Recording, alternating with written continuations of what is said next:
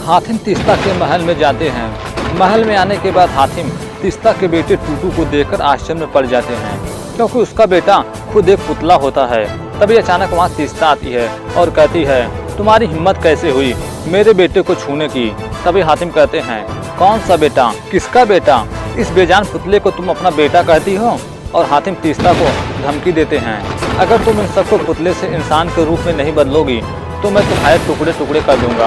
लेकिन वो अपने बेटे की खातिर उन सबको पुतले से इंसान के रूप में बदलने को तैयार नहीं होती और कहती है, मेरा बेटा पुतला नहीं है, मेरा बेटा जीता जागता एक इंसान है। लेकिन मेरे पति ने मेरे बेटे का जन्म होते ही उसे छीनकर मुझसे ले गया। तभी हातिम पूछते हैं, मगर तुम्हारा पति ऐसा क्यों करेगा, वह छीनकर क्यों ले गया तुम्हारे बेटे को। तभी तीस्ता कहती है, क्योंकि मेरा शैतान पति काले जादू की ताकत इकट्ठा करके वादिये जंजाल का बादशाह बनना चाहता है। उसके इस जुनून को अंजाम में लाने के लिए उसे 1001 इंसानी पुतलों की जरूरत है। इसलिए मैं इंसानों को धोखा देकर उन्हें पुतले बनाती हूँ और उन पुतलों को अपने पति के पास भेजती हूँ, क्योंकि मेरा बेटा टूटू उसके कैद में है। अगर मैं ये पुतले बनाकर उसके पास नहीं भेजूंगी तो वह मेरे बेटे को खत्म कर देगा। और कहती है, आज अमावस की रात है, आज मैं अगर उसके पास कठपुतलियों को न भेजी तो वह मेरे बेटे को मार देगा। तभी हातिम कहते हैं, नहीं, ऐसी नौबत नहीं आएगी, तुम पुतले भेजो, मैं तुम्हारे पति मुजिस्मा के खेल को हमेशा हमेशा के लिए खत्म कर दूंगा और तुम्हारे बेटे को तुम्हें वापस लौटा दूंगा। वही दूसरी तरफ मुजिस्मा अपने महल में कहता है कि तीस्ता आखिर इतने कम पुतले क्यों भेजती है, मुझे अब और इंतजार नहीं होता। तभी उसका सेवक जबरू विमान से बाकी पुतलों को लेकर आता है और वह विमान से उन पुतलों को निकालता है। तभी वह जैसे ही उन पुतलों को उठाता है वैसे ही उस विमान से हातिम और होबो निकलते हैं और जुमिस्मा पर तलवार लगा देते हैं। और हातिम उससे कहते हैं, इन सभी पुतलों के साथ साथ टूटू को तुम्हें वापस लौटाना होगा। तभी मुजिस्मा कहता है, बहुत बड़ी भूल की है तुम दोनों ने यहाँ आकर। तभी हातिम कहते हैं, लगता है तुम ऐसे नहीं मानोगे, लगता है तुम्हारा खात्मा मेरे ही हाथों होगा। तभी मुजिस्मा कहता है, अच्छा तो लो मारो मुझे, खत्म कर दो मुझे। तभी हातिम उस पर तलवार से वार करते हैं, लेकिन तलवार उसके आर पार हो जाता है और उसे कुछ भी नहीं होता। तभी हातिम दोबारा उस तलवार से उस पर वार करते हैं, फिर भी उसे कुछ भी नहीं होता। तभी मुजिस्मा कहता है, तुम तो क्या हातिम, मुझे कोई नहीं मार सकता और ना ही मेरे मकसद को कामयाब होने से कोई रोक सकता है। और वह तभी हातिम और होबो को अपनी शक्तियों की मदद से वहाँ से गायब करके किसी दूसरी जगह पहुँचा देता है।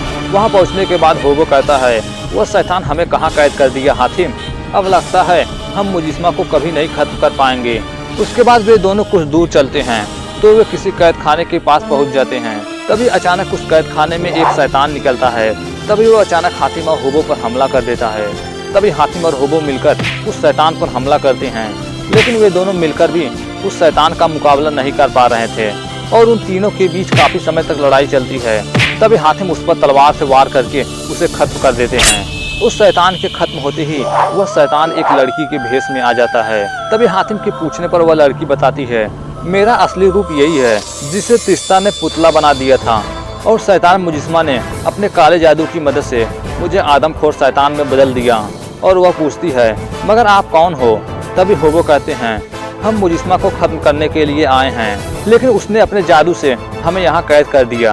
तभी वह लड़की बताती है कि उस शैतान को मारना इतना आसान नहीं है, क्योंकि उसकी जान उसके शरीर में नहीं बल्कि एक खास गुड़िया में छुपी हुई है। तभी हातिम के पूछने पर वह उन दोनों को बाहर जाने वाले रास्ते की तरफ ले जाती है।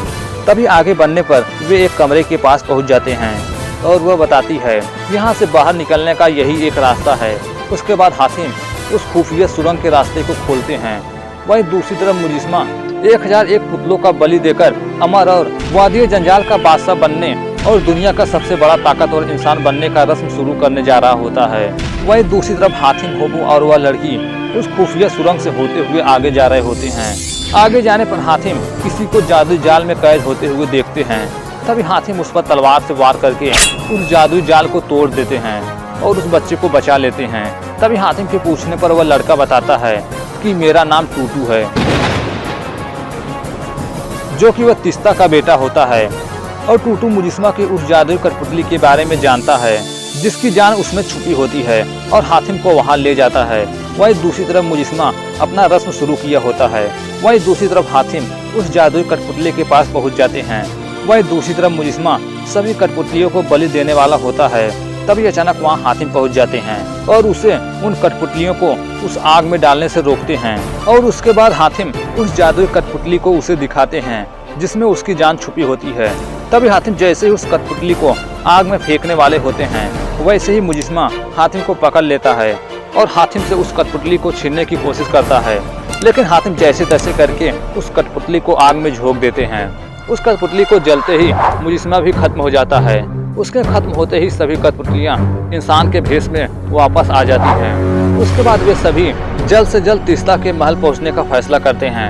तभी वे सभी लोग टूटू को लेकर तीस्ता के महल पहुँचते हैं, जहाँ पर तीस्ता अपने बेटे से मिलकर बहुत खुश होती है। तभी तीस्ता हातिम से पूछती है, हातिम तुम वादी दंजाल में किस मकसद से आए थे?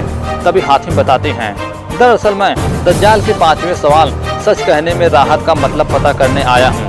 तभी सायना कहती है, सच कहने में राहत है तो आप समझिए आपके सवाल का जवाब मिल गया। सच कहने में राहत है, इस सवाल का जवाब वादी जंजाल के जिस कोने में छुपा है वहाँ का पता मेरे बाबा जो जिंगारों के बादशाह हैं उन्हें मालूम है। आप सब मेरे साथ मेरे बाबा के पास चलिए, उन्हें आपकी मदद करने में बहुत खुशी होगी। वह भी आप लोगों की तरह नेक दिल इंसान है। तभी होबो कहता है, वाह हातिम, लगता है हमारे 5वें सवाल का जवाब बहुत ही जल्द मिल जाएगा। तभी तीस्ता हातिम को जिंगारों तक पहुंचने के लिए एक जादुई पलंग देती है, जो कि वह जादुई पलंग हातिम को जहां भी चाहे वहां पहुंचा सकता था। उसके बाद हातिम, होबो और सानिया उस जादुई पलंग पर बैठकर जिंगोरा की तरफ निकल पड़ते हैं और वे आकाश के जरिए उड़ते हुए वह पलंग उन्हें जिंगोरा की तरफ ले जाता है। उसके बाद वह जादुई पलंग उन्हें एक जादुई गुफा के सामने उतार देता है, जो कि उस गुफा से होते हुए जिंगोरा तक पहुंचने का रास्ता होता है। उस गुफा के अंदर सायना हातिम और होबो को अंदर ले जाती है। अंदर जाने पर उन्हें एक किताब मिलता है। तभी होबो कहता है, हातिम हमें यहाँ से निकल चलना चाहिए, यह जरूर हमें फंसाने की कोशिश कर रही है। तभी सायना कहती है, होबो मुझ पर विश्वास करो, मैं इसी किताब से बाहर निकलकर वादी जंजाल में घूमने के लिए आई थी और तीस्ता के जाल में फंस गई थी। तभी सानिया उस किताब को खोलती है। उसमें एक दरवाजा बना होता है, जो वह दरवाजा जिंगोरा जाने का रास्ता होता है। तभी उसके सामने एक जादुई दरवाजा खुल जाता है। उसके बाद हातिम, होबो और वे तीनों उस दरवाजे से होते हुए अंदर जाते हैं और जिंगोरा में पहुंच जाते हैं, जहां पहुंचने के बाद पता चलता है कि जिंगोरा पूरी तरह से तबाह हो चुका था। ऐसा लग रहा था जैसे कि वहां पर हमला हुआ हो, सभी लोग मरे पड़े थे। तभी सायना अपने सामने अपने बाबा की तलवार जमीन पर धंसे देखती है। तभी सायना अंदर जाकर अपने माँ, बाबा और दीदी को ढूंढती है, लेकिन वे कहीं नहीं मिल रहे थे। तभी वो अपने सेनापति को घायल पड़ी देखती है। तभी उसका सेनापति बताता है, उसी शैतान जो अपने आप का शहजादा रजीमो कहता था, वह अपने मकसद में कामयाब हो गया। और सेनापति बताता है, वह तुम्हारे माँ, बाबा और चंचला को जबरदस्ती उठाकर ले गया है वो शैतान। तभी हातिम सायना से पूछते हैं कि वह शैतान कौन है, उससे तुम्हारे बाबा का क्या दुश्मनी थी? तभी सायना बताती है, इन सब की शुरुआत आज से कई साल पहले हुई थी हातिम। मेरी बदनसीब बड़ी बहन चंचला पड़ोसी रियासत के खूबसूरत शहजादे रमीजो से मोहब्बत करती थी।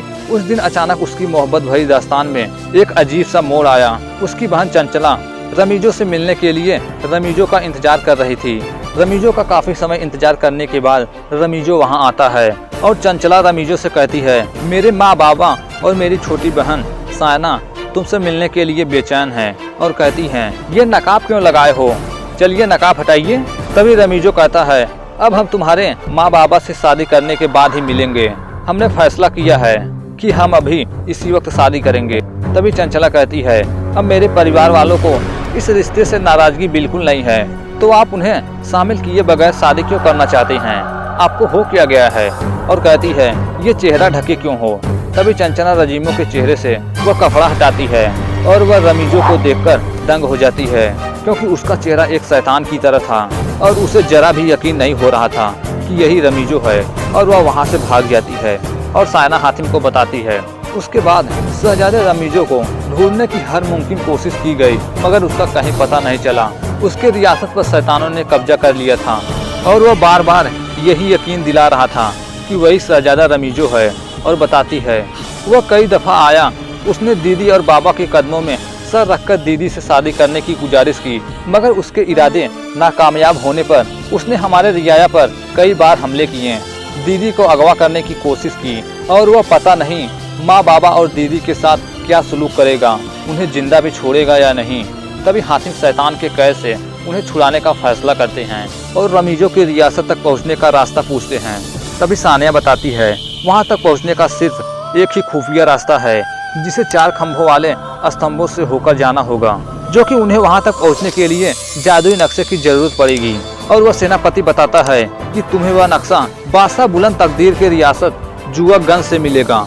उसके बाद हातिम, होबो और सायना उसी जादुई पलंग पर बैठकर बुलंद तकदीर के रियासत जुआगंज की ओर निकल पड़ते हैं। वहीं दूसरी तरफ रमीजो सायना के माँ बाप और उनकी बहन के पास जाता है और वह चंचला को समझाने की कोशिश करता है कि मैं ही तुम्हारा रमीजो हूँ। कई बार आंखों से देखा हुआ सच झूठ नहीं होता। चंचला, मैं ही रमीजो हूँ, मुझसे शादी कर लो। तभी चंचला कहती है तुम रमीजो नहीं हो सकते, और वह कहती है मैं तुमसे तो कभी शादी नहीं करूंगी, और वह आत्महत्या करने लगती है। तभी रमीजो चंचला को पकड़ लेता है और कहता है याद रखना चंचला, अगर तूने खुदकुशी की तो मैं तुम्हारे सारे खानदान को खत्म कर दूंगा। और वह चंचला को 24 घंटे का मोहलत देता है। उसके बाद रमीजो किसी शैतान के पास जाता है। तभी वह शैतान रमीजो को देखकर हंसता है। तभी रमीजो कहता है मेरी बेबसी पर हंस मत शैतान। तभी वह शैतान कहता है मुझे भी उस दिन गुस्सा आया था जब तू और तुम्हारी प्रेमिका चंचला मेरी बदसूरती पर हंस रहे थे, मेरे शक्ल का मजाक उड़ा रहे थे। तभी रमीजो कहता है हमारे उस भूल की इतनी बड़ी सजा मत दे हमें, मुझे अपने श्राप से आज़ाद कर दे, मुझे मेरा असली रूप लौटा दे। तभी वह शैतान कहता है कभी नहीं, चंचला ने मुझसे शादी करने से इनकार किया था ना, अगर वो मेरी नहीं हो सकती तो मैं उसे तेरी भी नहीं होने दूंगी। उसे नफरत है ना मेरी शक्ल से, वही नफरत मैं उसके लिए हर शख्स के अंदर भर दूंगा जो उसकी जिंदगी में शादी करने के लिए आएगा। वही दूसरी तरफ हातिम, होबो और सानिया जुआगंज पहुंच जाते हैं। उसके बाद वे तीनों आगे बढ़ रहे होते हैं। तभी हातिम किसी से पूछते हैं कि हमें जुआगंज के बादशाह से मिलना है, वे कहाँ मिलेंगे। तभी अचानक वहाँ 2 सिपाही आते हैं और हातिम के कहने पर वे सिपाही हातिम और उनके साथियों को बादशाह बुलंद तकदीर उनके महल में ले जाते हैं। वही महल के अंदर बादशाह बुलंद तकदीर अपने पासों के साथ खेल रहे होते हैं। तभी वे दोनों सिपाही हातिम और उनके साथियों को बादशाह के सामने ले जाते हैं। तभी हातिम बादशाह से मिलते हैं और अपना परिचय भी देते हैं और कहते हैं बादशाह हमें वह जादुई नक्शा चाहिए जिसमें वादिय जंजाल के तमाम खुफिया रास्तों की जानकारी है। तभी बादशाह कहते हैं हम वो नक्शा आपको जरूर दे सकते हैं, मगर तुम्हें 3 बाजी खेलकर मुझे हराना होगा। अगर तुम उसमें जीत गए तो वह जादुई नक्शा तुम हमेशा हमेशा के लिए मुझसे ले सकते हो। और वह कहता है क्योंकि हम किसी पर रहम खाकर अपनी कोई भी चीज किसी को नहीं देते और ना ही किसी का कोई चीज छीनते हैं। अब हातिम के पास कोई दूसरा चारा नहीं था सिवाय उस खेल को खेलने को, और हातिम वह बाजी खेलने के लिए तैयार हो जाते हैं। तभी वह कहता है बोलो हातिम, यह दाव पर लगाना चाहोगे। तभी हातिम कहते हैं खुद को।